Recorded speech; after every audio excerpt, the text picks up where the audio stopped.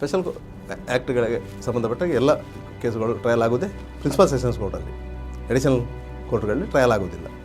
ಆಗ ಆ ಕೋರ್ಟಿಗೆ ಸಾಮಾನ್ಯವಾಗಿ ಆ ಕೋರ್ಟ್ ಅಂದರೆ TADA court, P C R ಆ್ಯಕ್ಟ್ರಲ್ಲಿ ಇದಾದರೆ ಪಿ ಸಿ ಆರ್ ಕೋರ್ಟು, ಇಲ್ಲ ಸ್ಪೆಷಲ್ ಕೋರ್ಟು, ವಿಶೇಷ ನ್ಯಾಯಾಲಯ, ಈಗ ಪೋಸ್ಕೋ ಬಂದಿದೆ, ಪೋಸ್ಕೋ ನ್ಯಾಯಾಲಯ ಅಂತ ಹೇಳೋದು. ಆ ರೀತಿಯಾಗಿ ಅದರಲ್ಲಿ ಆಯಿತು, ಇವರಲ್ಲಿ ಜುಡಿಷಿಯಲ್ ಕಸ್ಟಡಿಗೆ ಹೋದರು. ಅದ ನಂತರ ಬಾಂಬೆ ಕೋರ್ಟಿಗೆ ಇವರಿಗೆ ಪ್ರೊಡ್ಯೂಸ್ ಮಾಡಲಿಕ್ಕಿತ್ತು, ಅವರಿಗೆ ಬಾಡಿ ವಾರಂಟ್ ಎಲ್ಲ ಇಲ್ಲಿ ಬಂದಿತ್ತು. ಬಾಂಬೆ ಕೋರ್ಟಲ್ಲಿ ಎಷ್ಟು ಕೇಸುಗಳಿತ್ತು ಅಷ್ಟು ಬಾಡಿ ವಾರಂಟ್ಗಳು ಬರ್ತವೆ ಇಲ್ಲಿಗೆ. ಅಷ್ಟು ಬಾಡಿ ವಾರಂಟ್ಗಳಿಗೆ ಸಂಬಂಧಪಟ್ಟಾಗಿ ಇವರು ಬಾಂಬೆ ಕೋರ್ಟಿಗೆ ಪ್ರೊಡ್ಯೂಸ್ ಮಾಡ್ತಾನೆ. ಬಾಂಬೆ ಕೋರ್ಟಲ್ಲಿ ಕೆಲವು ಕೇಸುಗಳು ಟ್ರಯಲ್ ಆಗುತ್ತೆ. ಟ್ರಯಲ್ ಆಗಿ ಕೆ ಟಿ ತಾಪನ ಮರ್ಡರ್ ಕೇಸ್ ಟ್ರಯಲ್ ಆದ ಸಂದರ್ಭದಲ್ಲಿ ಜಡ್ಜ್ಮೆಂಟ್ನ ದಿವಸ ಇವರ ಮೇಲೆ ಅಟ್ಯಾಕ್ ಆಗ್ತದೆ. ಆಜಾದ್ ಮೈದಾನ್ ಕೋರ್ಟಲ್ಲಿ ದಾವೂದ್ ಇಬ್ರಾಹಿಂ ಕಡೆಯವರು ಅಟ್ಯಾಕ್ ಮಾಡ್ತಾರೆ. ಅಂದರೆ ಇವರು ಸೇಫ್ ಆಗ್ತಾರೆ. ಅದ ನಂತರ ಇವರು ಪುನಃ ಮಂಗಳೂರಿಗೆ ಬರ್ತಾರೆ. ಮಂಗಳೂರಲ್ಲಿ ಇರುವಾಗಲೇ ಇಲ್ಲಿ ಮತ್ತೊಂದು ರೀತಿಯ ರಣರಂಗಕ್ಕೆ ಇಲ್ಲಿ ಸಿದ್ಧ ಆಗ್ತದೆ. ಜೈಲಲ್ಲಿ ಇರುವಾಗಲೇ ಇಲ್ಲಿ ಇವರದೇ ಒಂದು ಟೀಮನ್ನು ಕಟ್ಟಿಕೊಳ್ಳಲಿಕ್ಕೆ ಹೊರಡ್ತಾರೆ. ಅದಕ್ಕೂ ಒಂದು ಕಾರಣ ಇದೆ. ಇವರು ಜೈಲಲ್ಲಿ ಇವರ ಬಾಡಿಗಾರ್ಡ್ಗಳು ಅಂತೇಳಿ ಕೆಲವರೆಲ್ಲ ಜೈಲಿಗೆ ಬಂದಿದ್ದರು, ಅವರಿದ್ದರು. ಆದರೆ ಇಲ್ಲಿ ಲೋಕಲ್ ರೌಡಿಗಳದ್ದು ಇವರಿಗೆ ಸಂಪರ್ಕ ಇರಲಿಲ್ಲ.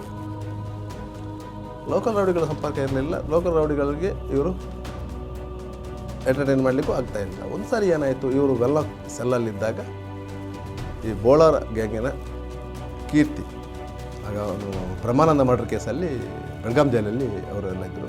ಅಲ್ಲಿಂದ ಬೇರೆ ಕೇಸಿಗೆ ಸಂಬಂಧಪಟ್ಟಾಗಿ ಮಂಗಳೂರಿಗೆ ಬಂದಾಗ ಅವನನ್ನು ವೆಲ್ಲಾಕ್ ಸೆಲ್ಲಿಗೆ ಹಾಕಿ ಅಲ್ಲಿ ಕೀರ್ತಿ ಮತ್ತು ಸಾಧು ಶೆಟ್ಟಿಗೆ ಪರಿಚಯ ಆಗ್ತದೆ. ಆಗ ಕೀರ್ತಿಯವರಿಗೆ ವಕೀಲರಿಗೆ ದುಡ್ಡು ಕೊಡಲಿಕ್ಕೂ ಇರಲಿಲ್ಲ, ಏನೂ ವ್ಯವಸ್ಥೆ ಇರಲಿಲ್ಲ. ಸಾಧು ಶೆಟ್ಟಿ ಏನು ಮಾಡ್ತಾರೆ,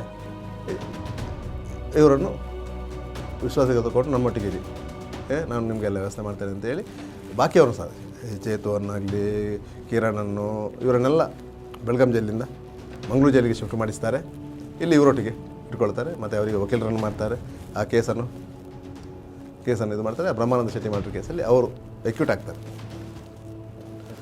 ಹಾಗೆ ಇವರಿಗೆ ಏನಾಯ್ತು, ಇಲ್ಲಿ ಒಂದು ದೊಡ್ಡ ಬೋಳಾರ ಗ್ಯಾಂಗ್ ಇವರ ಕೈಗೆ ಬಂತು.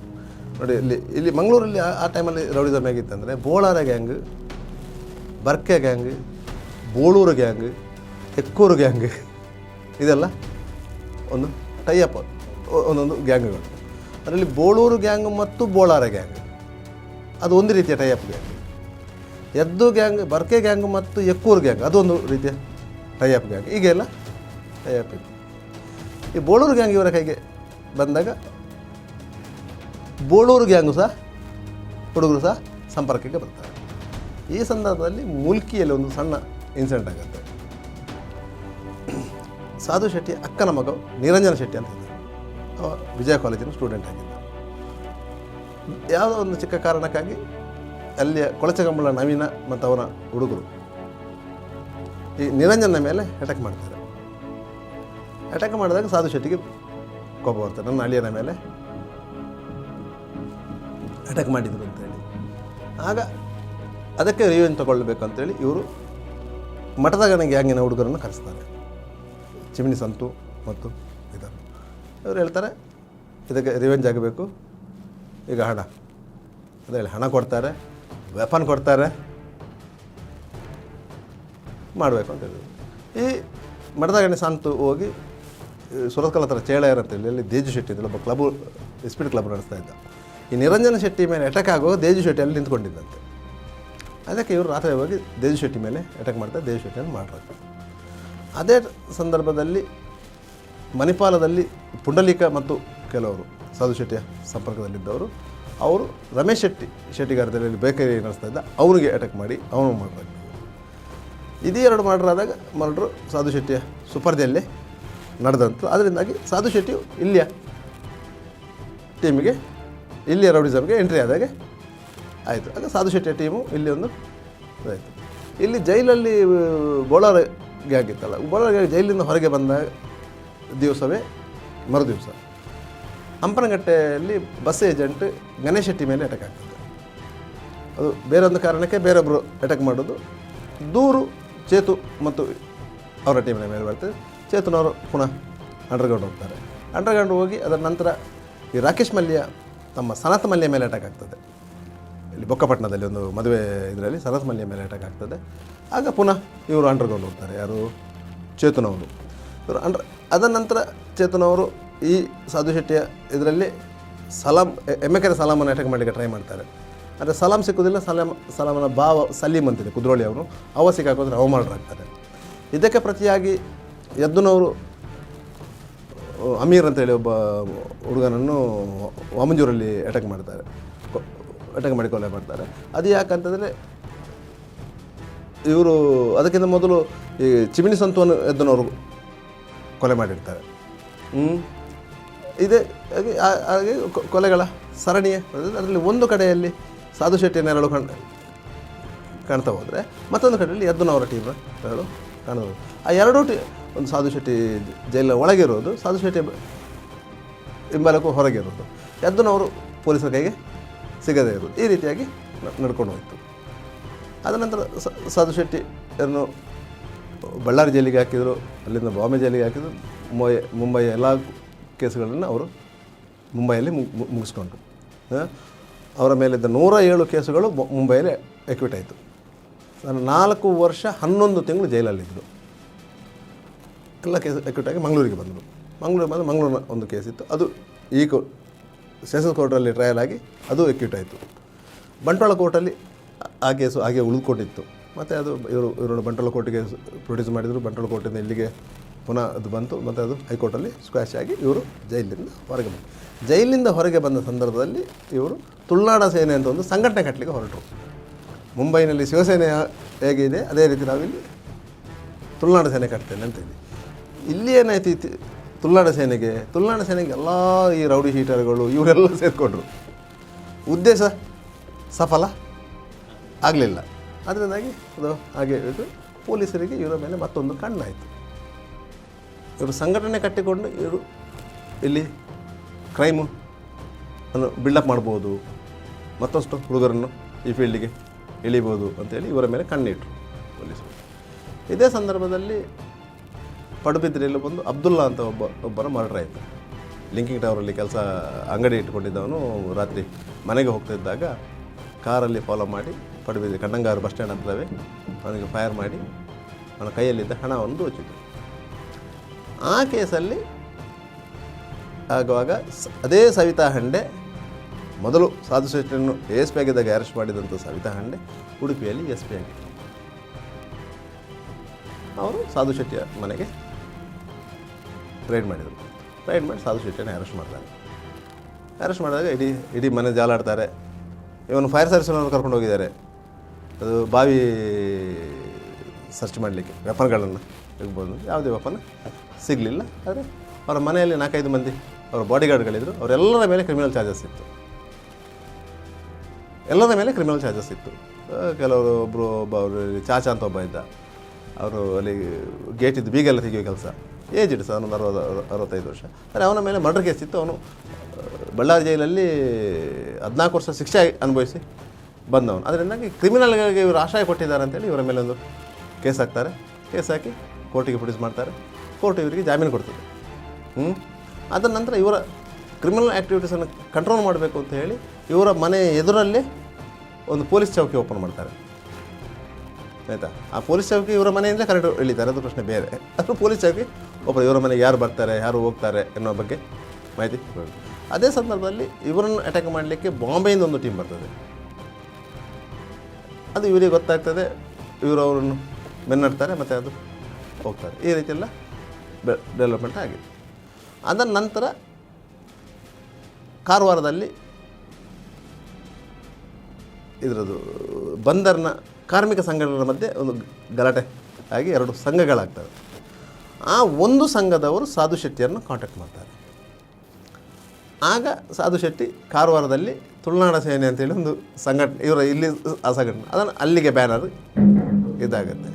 ಅಲ್ಲಿ ಬ್ಯಾನರ್ ಹೋದ ಕೂಡಲೇ ಆ ಒಂದು ಸಂಘಕ್ಕೆ ಮಾಫಿಯಾ ಖಾತರ ಬರುತ್ತೆ.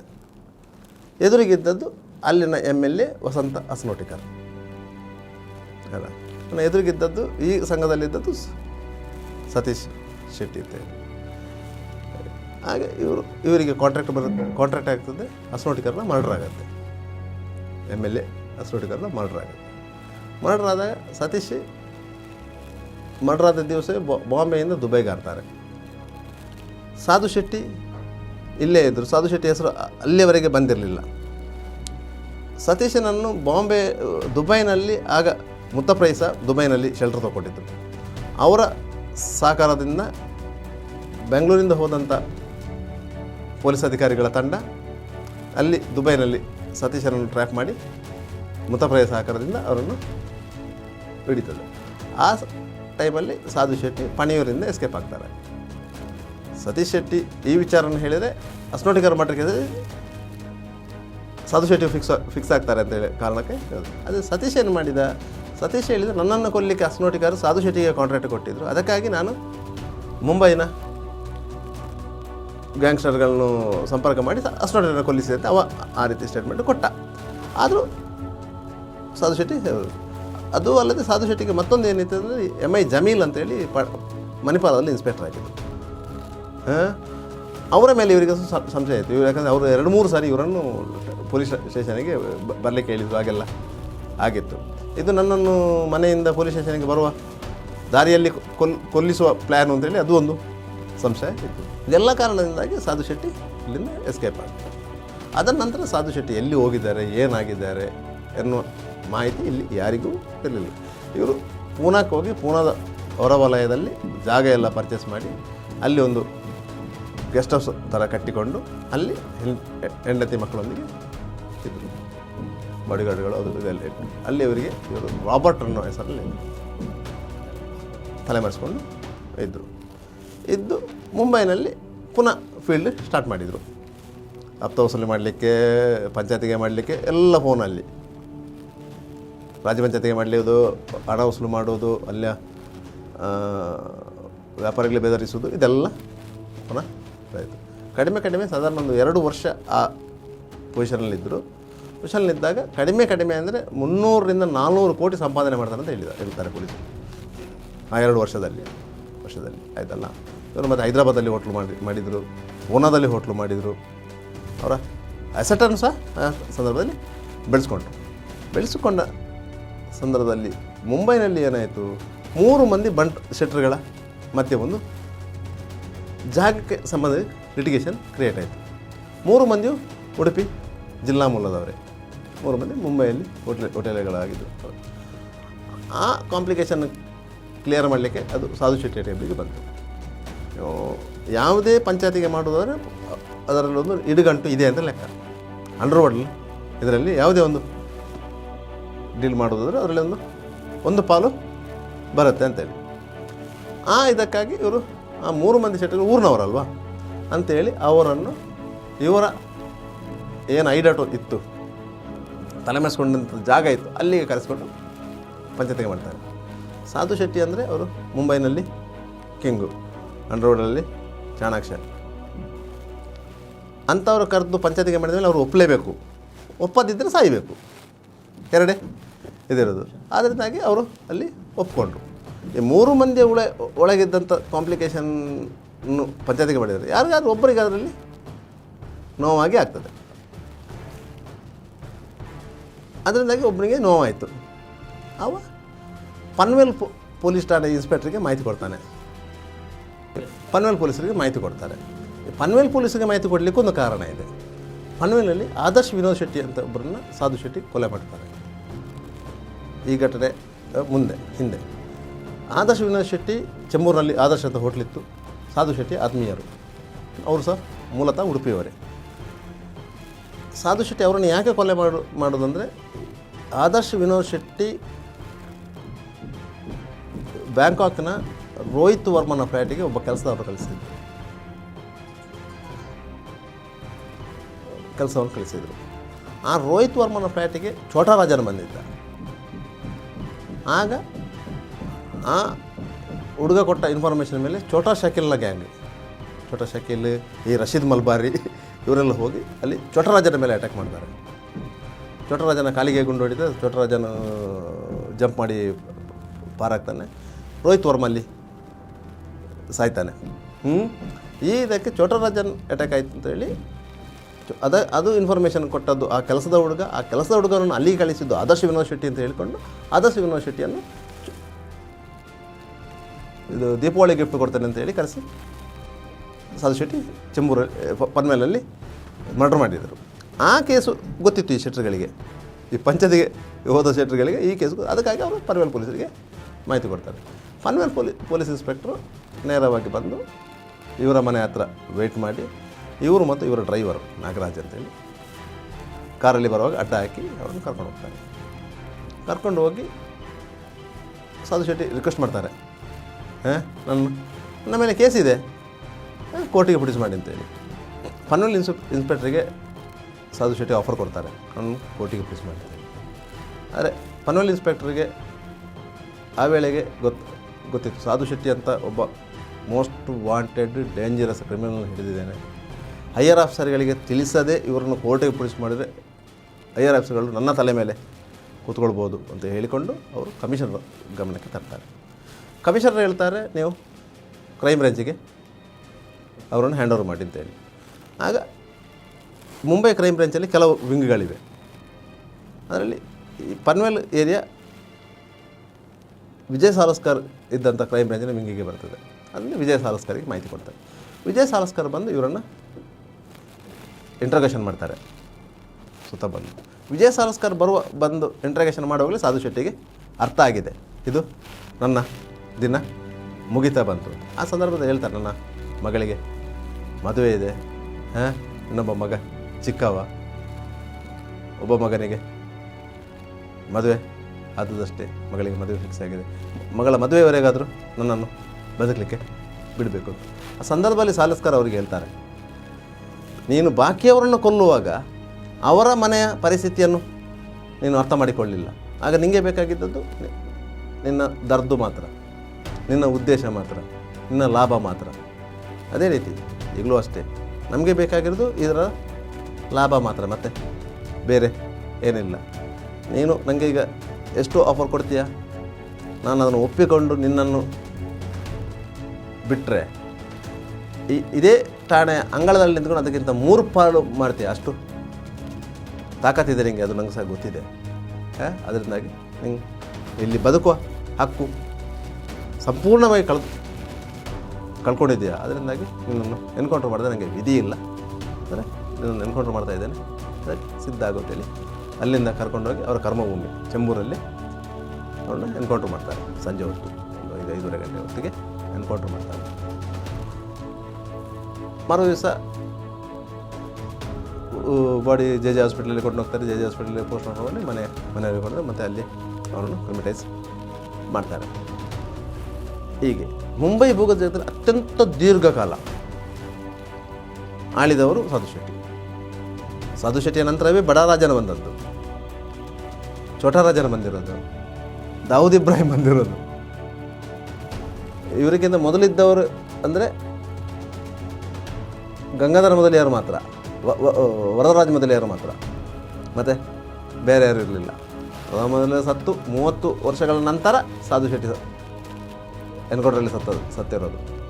ಅದರಿಂದಾಗಿ ಅಷ್ಟು ದೀರ್ಘಕಾಲ ಮುಂಬೈ ಭೂಗತ ಜಗತ್ತಿನಲ್ಲಿ ಒಂದು ವಿಶಿಷ್ಟ ರೀತಿಯಲ್ಲಿ ತನ್ನ ಹೆಸರು ಮೂಡಿಸಿದವರು, ಹಲವಾರು ಕೊಲೆಗಳನ್ನು ಮಾಡಿದವರು, ನೆತ್ತರ ಓಕಳಿಯನ್ನೇ ಕಂಡವರು. ಅವರ ದುರಂತವು ಸಹ ಸಾವು ಸಹ ಅದೇ ರೀತಿ ನೆತ್ತರ ಓಕಳಿಯಲ್ಲಿ ಇಲ್ಲಿಗೆ ಸಾಧು ಶೆಟ್ಟಿಯ ಒಂದು ದುರಂತ ಅಧ್ಯಾಯ ಕೊನೆಗೊಳ್ತದೆ. ಅದರ ನಂತರ ಅವರ ಫ್ಯಾಮಿಲಿಯಲ್ಲಿ ಯಾರೂ ಅಂಡರ್ವರ್ಲ್ಡ್ ಚಟುವಟಿಕೆಗೆ ಬಂದಿಲ್ಲ, ಬರುವುದೂ ಸಹ ಇಲ್ಲ.